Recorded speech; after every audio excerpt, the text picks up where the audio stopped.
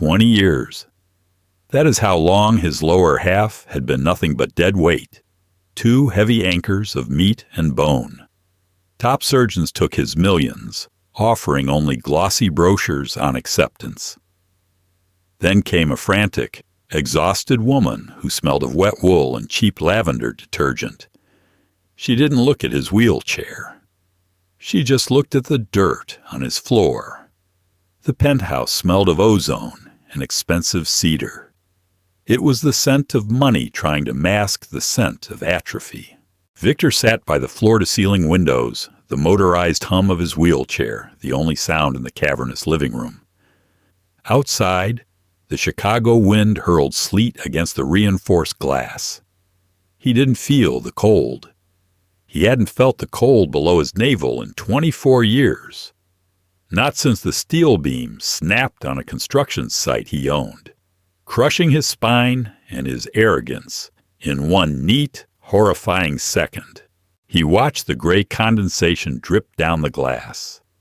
The medical equipment in the corner of his bedroom, the Hoyer lift, the standing frame he never used, the endless boxes of catheters, stood like abstract sculptures in a gallery of failure. Every specialist from Zurich to Tokyo had run their hands over his useless legs. They had cut him open, fused his vertebrae, shocked his nerves, and drained his bank accounts.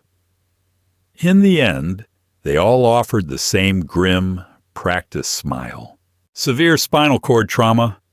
Permanent. Complete. The private elevator chimed. Victor didn't turn around. He heard the heavy, uneven thud of boots stepping off the plush carpet onto the Brazilian hardwood. Not the silent, squeakless rubber soles of the high-end private nurses he usually hired. The ones who spoke in hushed, patronizing tones and smelled of hand sanitizer. "Mr. Thorne." Victor winced. He hated that name. "It's Victor," he snapped, finally thumbing the joystick. The chair whirred, spinning him around. Standing in the foyer was a woman who looked like she had just survived a car crash. Her dark hair was plastered to her forehead with sleet. A cheap, oversized olive green parka hung off her frame, dripping dirty water onto his immaculate floors. She held a plastic grocery bag in one hand. She was breathing hard, a wet, rattling sound in her chest. This was Nora. The agency had sent her as a temporary housekeeper and secondary aide after Victor had thrown a remote control at the last one. "You're late," he said, his voice flat. Nora didn't flinch. She wiped her dripping nose with the back of a red, chapped hand. "The blue line was delayed. Track fire. I walked the last 14 blocks. She didn't apologize. She didn't offer a polite excuse about the weather. She just stated the facts, stripped off her soaking coat, and tossed it over a $3,000 leather dining chair.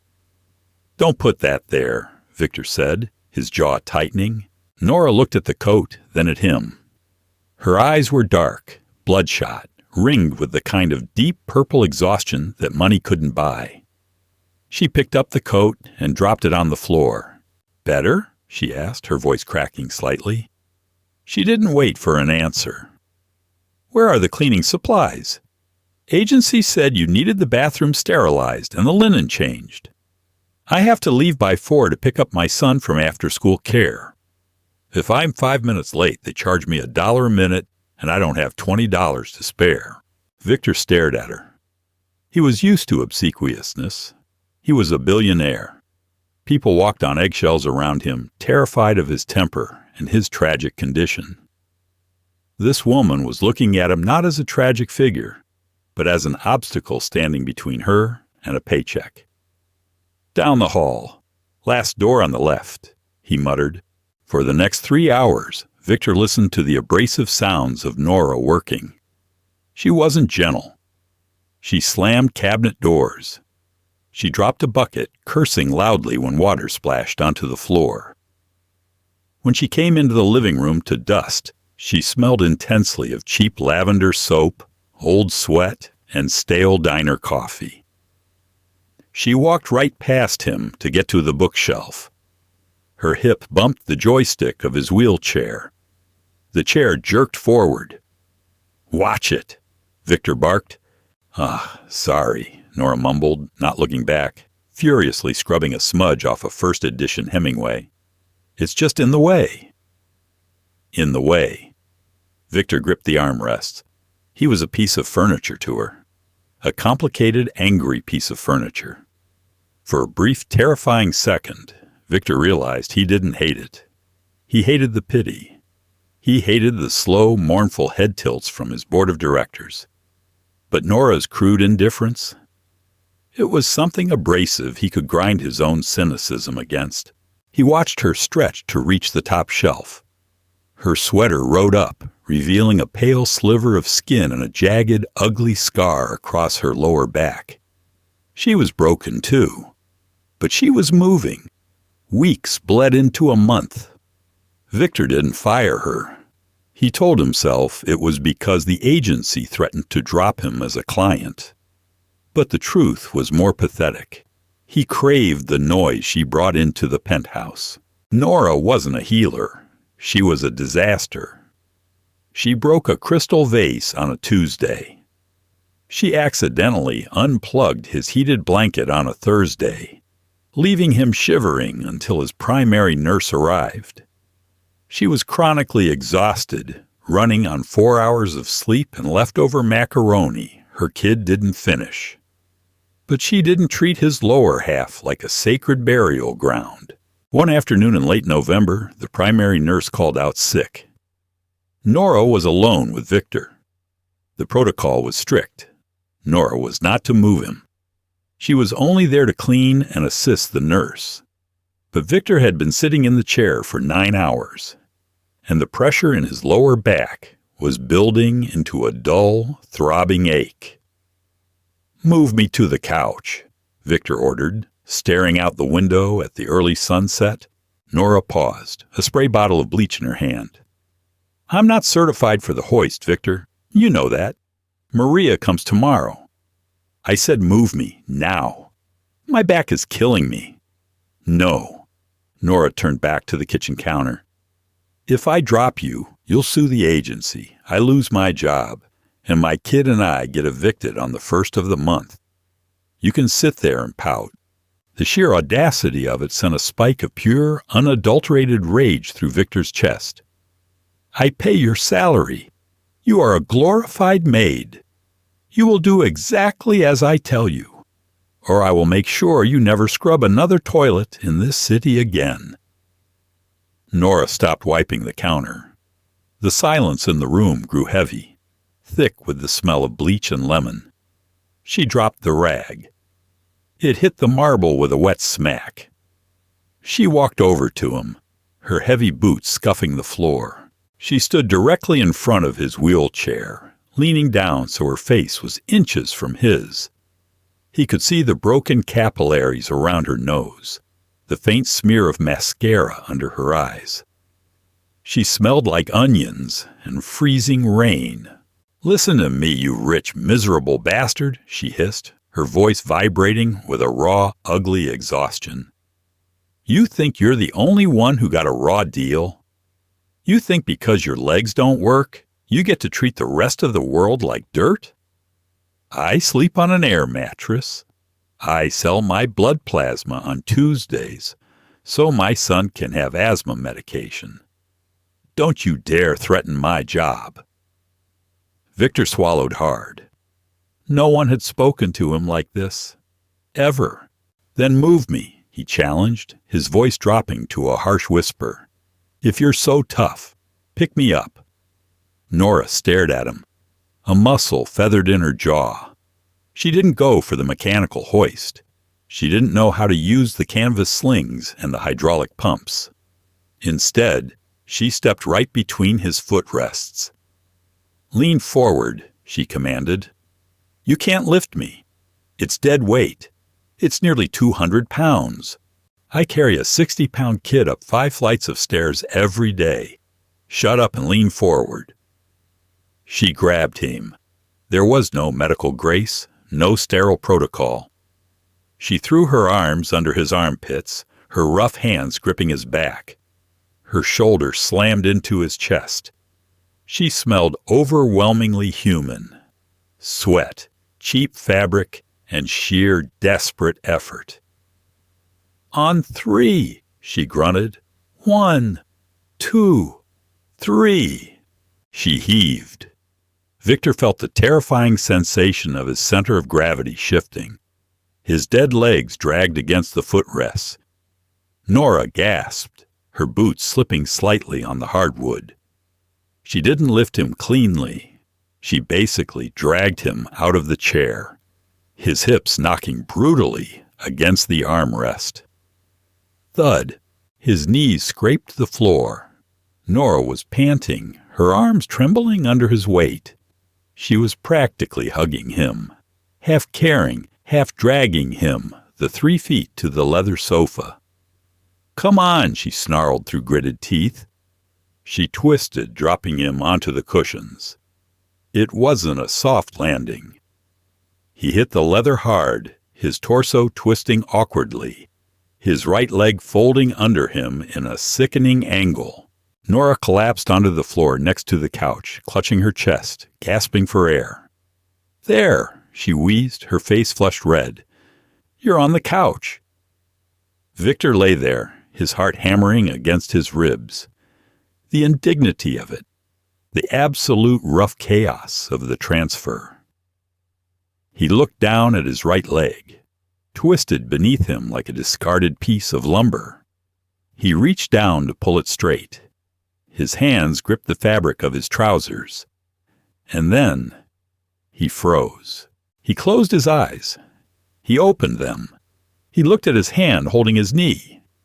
Deep, deep within the dark, silent void of his lower body, underneath 20 years of scar tissue and dead nerves, something flickered.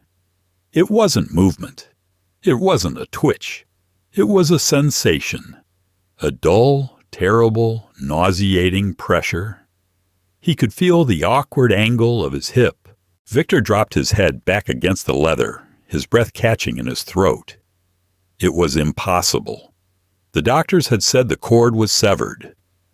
But as he lay there, breathing in the smell of Nora's sweat and the ozone of the room, the pressure remained. A ghost in the machine. Victor didn't tell her. He didn't tell anyone. For a week, he thought he was losing his mind. He lay awake at night, staring at the ceiling, waiting for the pressure to return. It didn't. He convinced himself it was a phantom pain, a cruel trick played by a brain desperate for connection. But the dynamic in the penthouse had fundamentally shifted. Victor no longer dreaded Nora's arrival. He waited for it. He watched her. He cataloged her clumsy, brutal movements. She didn't know it, but her complete disregard for his fragility was acting as a bizarre catalyst. January brought a brutal polar vortex to the city. The temperature plummeted to 12 below zero. The windows of the penthouse groaned under the wind shear. Nora was mopping the kitchen floor. Victor was in his chair, reading a quarterly earnings report he didn't care about. The heating system in the building was struggling, and the air inside was dry and sharp.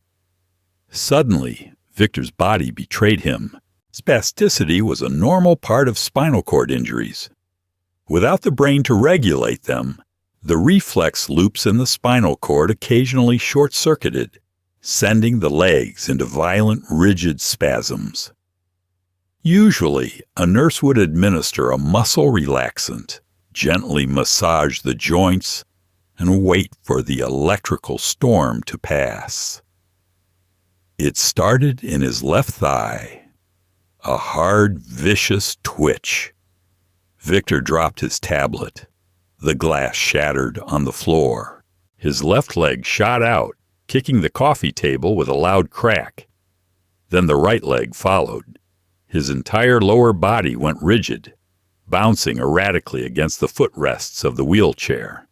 It looked grotesque, like a marionette being yanked by an angry puppeteer. Nora dropped the mop. She bolted into the living room, sliding slightly on the damp floor. "Victor? What's happening? What do I do?"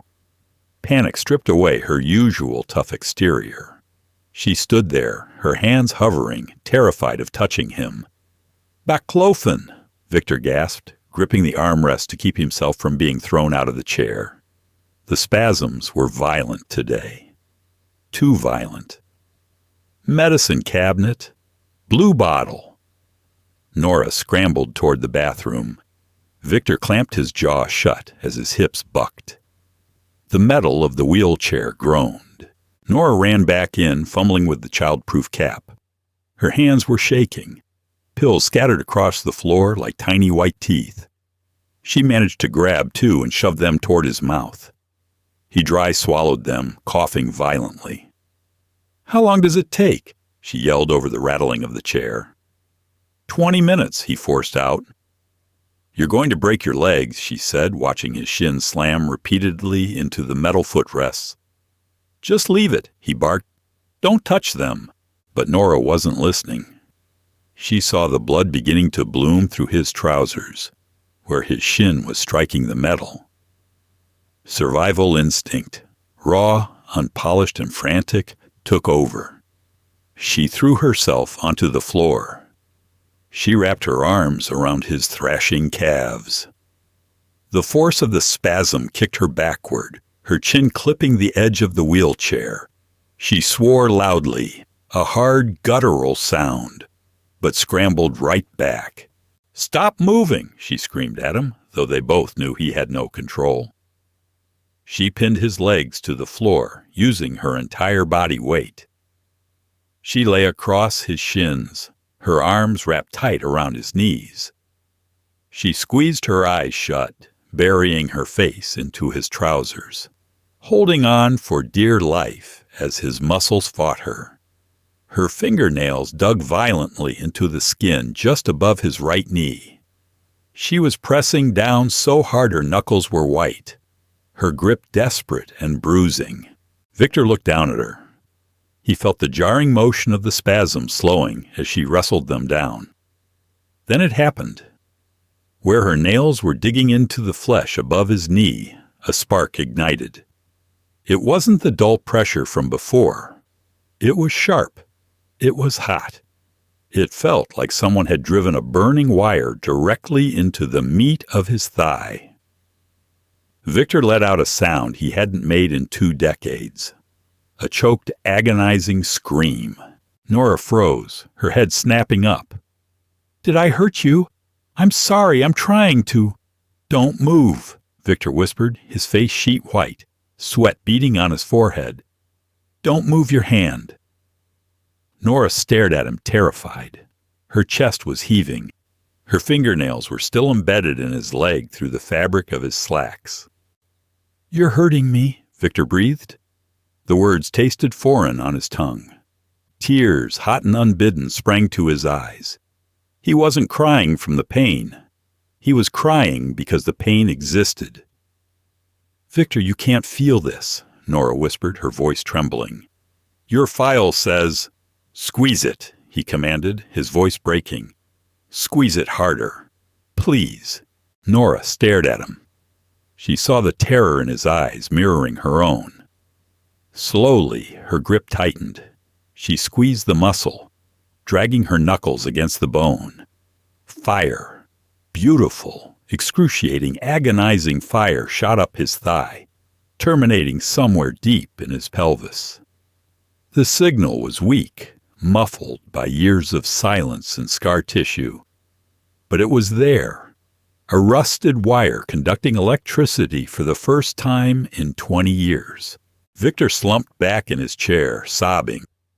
He covered his face with his hands, the harsh, ugly sounds of a man being torn open, echoing in the sterile penthouse.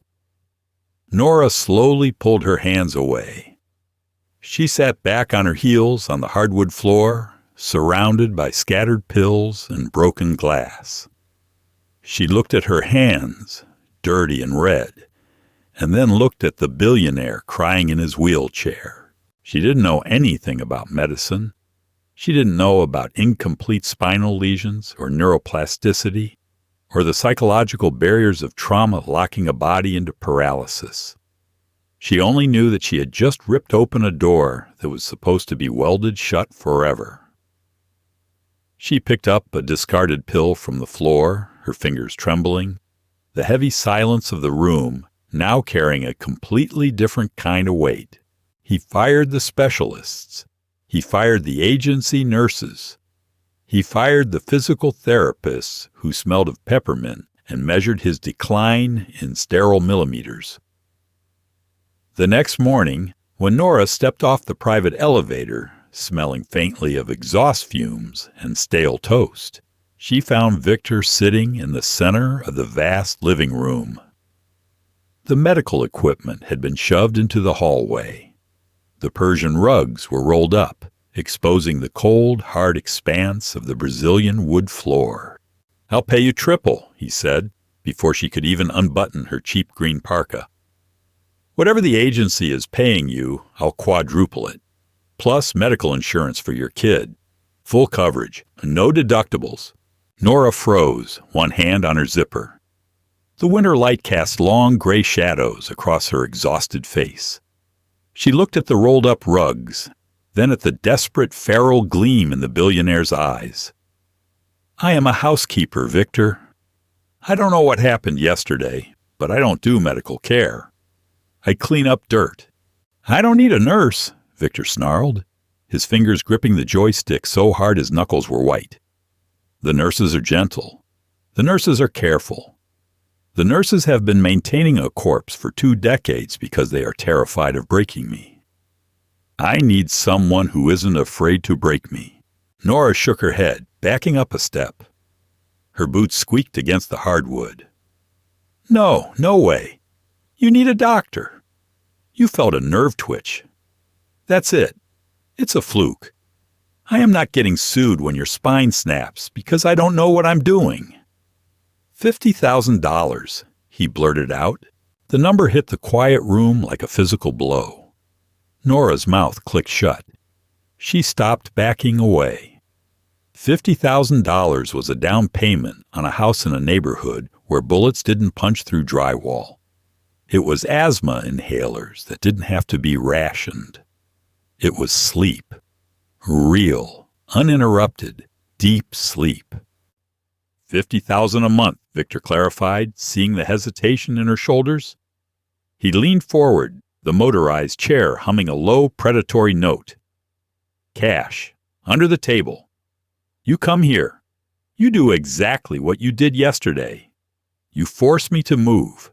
You fight my body until it wakes up. Or until it breaks. I don't care anymore." She stared at his legs. Thin, useless, hidden beneath expensive wool trousers. "You're out of your mind." "Probably. Are you in or not?" She didn't answer immediately. She walked past him, stripping off her coat, the smell of damp wool filling the space between them. She dropped her bag on the counter. She pulled a worn scrunchie from her wrist and tied her unwashed hair back into a severe knot. "Take your pants off," she said. The work was not cinematic. It was grotesque. It was humiliating.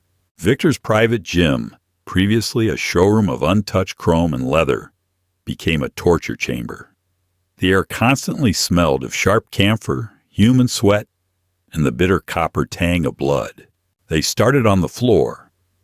Nora dragged him out of the chair by his armpits, dropping him onto thick, rubberized mats. The first few weeks were a parade of absolute failure. Victor would lie on his back, staring at the recessed lighting, trying to send a signal from his brain down a spinal cord that resembled a frayed, burnt-out electrical cable. Nothing happened. Nora would kneel beside his legs, her face flushed, her cheap canvas sneakers scuffing the mats. "Push," she would order, grabbing his ankle. "Push against my hand." "I am pushing," he would grind out, sweat stinging his eyes, his core shaking with the effort. "You're not doing anything." It's a dead fish. Push! She didn't coddle him. When he screamed in frustration, pounding his fists against the rubber mat, she sat back on her heels and drank lukewarm water from a plastic bottle, waiting for him to finish his tantrum. She treated his paralysis with the same grim, unyielding annoyance she treated a stubborn stain on the marble countertop. They fought constantly, ugly, vicious fights born of mutual exhaustion. "You're not even trying today," Nora snapped one late Tuesday afternoon in March.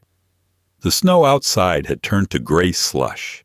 The gym smelled of stale coffee and desperation. She shoved his right shin. It flopped uselessly onto the mat. "I have been pushing for 3 hours," Victor roared, his chest heaving. His skin was mottled purple and red from her rough handling. "My brain is screaming at my leg to move. You ignorant, uneducated—" "Save it," Nora interrupted, standing up and wiping her brow with the back of a calloused hand. "You're full of it. You've been sitting in that chair for 20 years, letting everyone treat you like a fragile little glass ornament. You like the chair. It's safe. If you get out of it, you don't have an excuse to be a miserable prick anymore." Victor grabbed a half-empty water bottle and hurled it at her. It missed, exploding against the mirrored wall. Water dripped slowly down the glass. "Get out," he hissed, his voice vibrating with a terrifying, quiet rage. "Get out of my house." Nora looked at the broken plastic on the floor. She looked at him, lying on his back, helpless, furious, a titan reduced to a furious infant on a rubber mat. She didn't leave. She walked over, knelt down, and dug her knuckles directly into the deep, atrophied meat of his left thigh. She pressed hard, exactly where she had grabbed him during the spasm months ago. Pain, sharp, brilliant, and electrifying, shot through his hip. Victor gasped, his spine arching off the mat. "Move it," she whispered, her face inches from his, her breath smelling of black coffee and sheer stubbornness. "I know you can feel that. Move. The leg." He closed his eyes. The pain was an anchor. He gathered every ounce of will, every shred of ego and fury and despair he had harbored for 2 decades, and hurled it down his spinal column. Inside the graveyard of his lower body, a single muscle fiber twitched. Then another. Nora gasped, pulling her hand back, as if burned. Victor opened his eyes. He couldn't see his legs from where he lay, but he heard the sound. A soft, distinct scuff of a heel dragging against the rubber mat. "Look," Nora breathed, her voice trembling. "Victor, look." He propped himself up on his elbows. His left foot had rotated outward. It wasn't a spasm. It wasn't a reflex. It was a clumsy, microscopic, intentional movement. The room went entirely silent, save for the hum of the climate control. Victor stared at his own foot as if it belonged to a ghost. The cynical, hardened billionaire who had crushed rivals and built empires without blinking felt his throat close. A jagged, ugly sob tore out of his chest. Nora didn't offer a platitude. She didn't hold his hand. She just reached into her pocket, pulled out a crushed tissue, and tossed it onto his chest. "Do it again," she commanded softly. By April, the twitch became a slide. By May, he could drag his left knee upward by an inch. The right leg remained stubbornly silent, a heavy, dead anchor, but the left was slowly, agonizingly waking up. The physical toll was catastrophic. Victor lost weight. His upper body became bruised and exhausted. Nora was running on fumes. The dark circles under her eyes were permanent fixtures. She smelled constantly of icy hot and fatigue. One evening, after a brutal 4-hour session, Nora didn't get up from the mat immediately. She sat with her knees pulled to her chest, her head resting on her arms. Victor, draped in a sweat-soaked towel, watched her from his wheelchair. "Go home, Nora. You're falling asleep on the floor." "Can't," she mumbled, not lifting her head.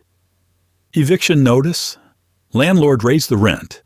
I have to find a new apartment by Friday. First, last, and security deposit." Victor frowned. "I pay you $50,000 a month. How do you not have a deposit?" Nora finally lifted her head. Her eyes were hollow, stripped of their usual fire. "My son's lungs. The asthma medication wasn't working. We had to do experimental treatments. It's not covered by the insurance you bought. The cash is gone, Victor. All of it." The stark reality of her life hit him.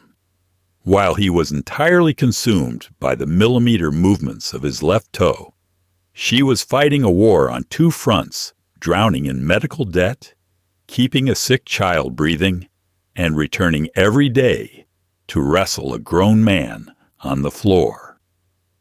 He looked at his left leg. He thought about the 20 years of silence and the abrasive, angry woman who had forced the noise back into his body. "Bring him here," Victor said quietly. Nora blinked. "What?" "Your son. Bring him here. The East Wing has 3 empty bedrooms. The air filtration system in this penthouse is medical grade. It's a sterile environment. It will help his lungs." "I am not moving my kid into a billionaire's penthouse," she snapped, a defensive edge returning to her voice. "We aren't a charity case." "It's not charity," Victor fired back, his tone turning corporate, cold, and final. "It's a negotiation. You are critical infrastructure to my recovery. I cannot have my critical infrastructure passing out from exhaustion or worrying about rent. You move in. The boy gets his treatments paid for by my private trust. You keep working on my legs. That is the deal." Nora stared at him. She looked around the cavernous, empty gym, the gleaming mirrors reflecting her own broken-down posture. She smelled the sharp scent of camphor and money. She swallowed hard, a single tear cutting a clean line down her dusty cheek. "Okay," she whispered. "Okay." By late October, the penthouse was unrecognizable. The perfectly sterile emptiness had been utterly eradicated. Bright plastic trucks in garish reds and yellows sat abandoned on the expensive Persian rugs. The sharp ozone scent of industrial air filtration had been smothered by the smell of roasting garlic, cheap laundry detergent, and the lingering medicinal bite of eucalyptus rub used for his young lungs. In the corner of the vast living room, a television played a muted cartoon. In the center of the space, completely replacing the grand piano Victor had sold off months ago, stood a set of heavy industrial steel parallel bars. They looked like a cage. Victor sat at the end of the bars in his wheelchair. He wore loose, gray athletic shorts and a plain cotton undershirt soaked through with cold sweat. His legs, previously atrophied down to the bone, had begun to regain a thin, raw layer of muscle mass. The left leg was visibly stronger, capable of bearing limited weight and pushing against the floor. The right leg, however, remained a heavy, stubborn liability.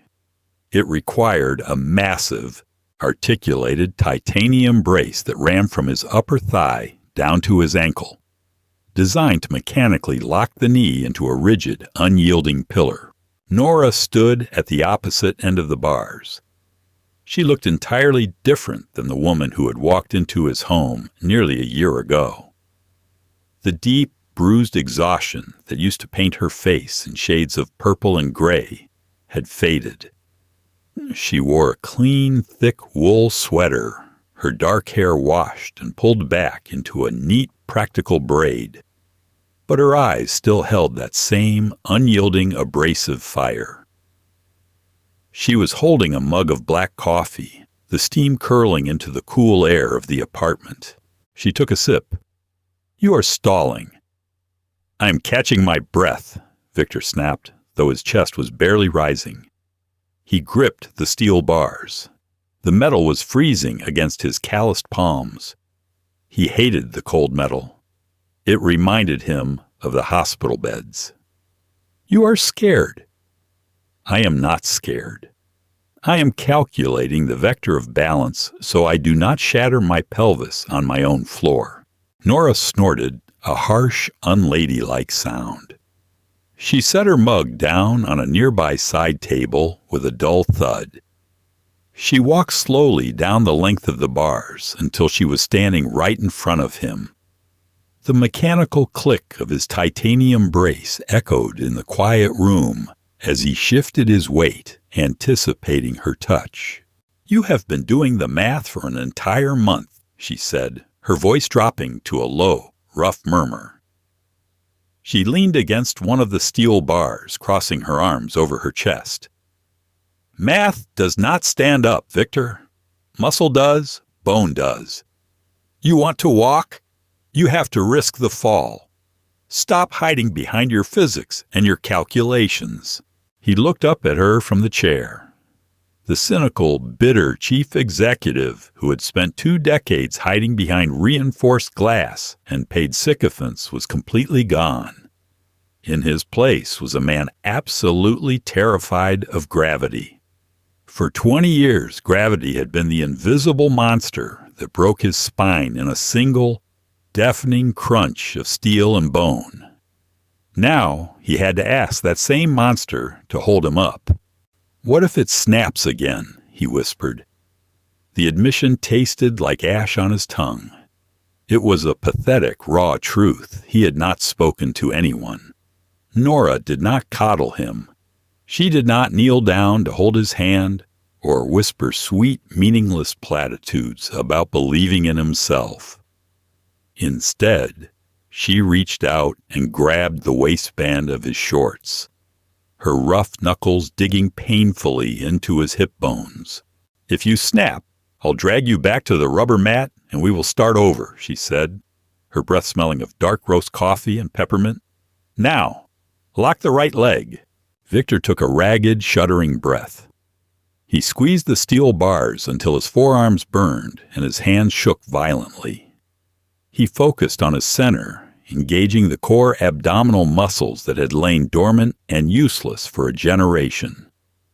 The titanium brace clicked sharply, a metallic snap, as he shoved his right hip forward, forcing the joint into a locked, rigid line. "Left foot back," Nora commanded. Her grip tightened on his waist, serving as a brutal human anchor against the pull of the floor. He slid his left foot back. He felt the friction of the wood floor against his bare heel, a sensory detail that still felt like a miracle every single time it happened. On 3. Pull up. 1, 2, 3. Victor pulled. The muscles in his back, shoulders, and arms screamed in protest, burning with immediate lactic acid buildup. But this time, he did not just lift his torso. He drove the electrical signal down. He visualized it traveling down through the scarred, chaotic wreckage of his spinal cord, bypassing the dead zones and flooding into the raw, new muscle of his left leg. His thigh fired, a violent, shaking contraction that rippled under his skin. His hips cleared the leather seat of the wheelchair. Nora pulled back abruptly, stepping away from him completely. "Do not let go," he barked in absolute panic, his arms trembling violently on the bars. His voice cracked, a high, desperate sound. "I already did," she replied flatly, taking another step backward. Victor froze. He was hovering 2 inches above the leather seat, entirely suspended by his own arms and the trembling, monumental effort of his left leg. The right leg remained locked, a stiff metal crutch. He slowly, agonizingly, pushed his hips forward, fighting the desperate urge to collapse back into the safety of the chair. His knees straightened.